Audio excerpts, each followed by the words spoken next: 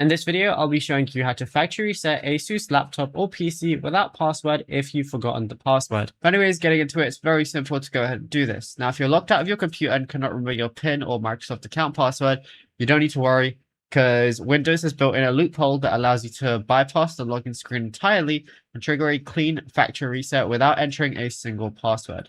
So what you want to do is wake up your screen so you're sitting on the main Windows log screen where it asks for your password. And look at the bottom right corner of your monitor and click the power icon.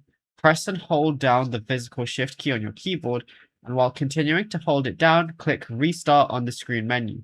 And if a pop-up appears saying restart anyway, click it. Don't let go of the shift key until your screen goes black and blue, and then choose an option menu environment screen boots into view. Now on the blue menu screen, click directly on Troubleshoot, and on the secondary sub-menu dashboard, select Reset this PC. Now, what you want to do is bypass the password gate security lock. You're going to be presented with two choices: keep my files or remove everything. And you have to click remove everything since you don't have your password.